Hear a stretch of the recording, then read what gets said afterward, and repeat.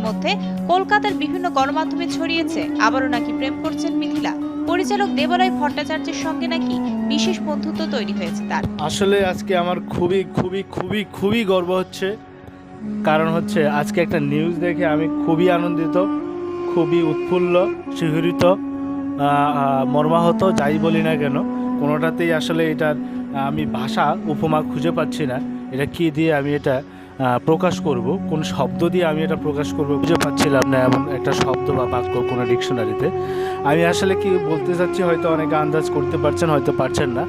আমি বলতে চাচ্ছি আজকে মিথিলার নিউজটা দিয়ে যে মিথিলা আবার নতুন প্রেমে পড়েছে, সেই প্রেমে নয়, পরকীয়া প্রেমে।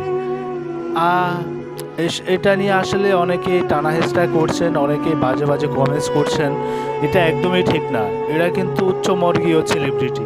হ্যাঁ, এদেরকে নিয়ে কিন্তু আপনারা এই ধরনের তুচ্ছ তাচ্ছিল্য যাতা ভাষা বলতে পারেন না। এরা হচ্ছে হাই কোয়ালিটি, হাই প্রোফাইল বেশ্যা, সেলিব্রিটি বেশ্যা বলতে পারি, হাই কোয়ালিটির বেশ্যা। এদেরকে নিয়ে কিন্তু আপনারা যাতা বলতে পারেন। এরা কিন্তু যখন তখন এদের কিন্তু একটা কি বলে উদার মনের মানুষ। এদের মন মানসিকতা কিন্তু অনেক উঠবে, এদের মনে কিন্তু অনেক জায়গা।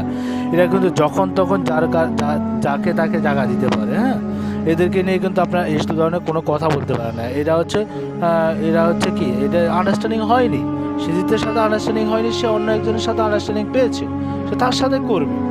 আমরা কিন্তু এখন কিন্তু বাংলাদেশ পিছিয়ে নেই।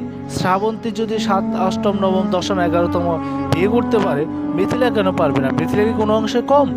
একদমই না। আমরা বিশ্বের সাথে তাল মিলিয়ে চলছি, সেই ক্ষেত্রে মেয়েরা কেন পিছিয়ে থাকবে? একদমই নয়। তাই এটা নিয়ে একদমই মাতামাতি করার কিচ্ছু নেই। আমরা বরং গর্ভবতী হওয়া উচিত যে মিথিলা আবার 3য় বিয়ে করছেন, 4র্থ বিয়ে কবে করবেন সেটা নিয়ে এখন বরং আলোচনা করা উচিত। শুভ শুভেচ্ছা, অভিনন্দন রইল মিথিলা, অগ্রিম অ্যাডভান্স। আমি তোমার পক্ষে আছি। সারা বাংলাদেশের চুতিয়ারা যা কি বলুক, তাতে আমার কিচ্ছু আসা যায় না। আমি তোমার সাথে আছি মিথিলা, তুমি এগিয়ে যাও।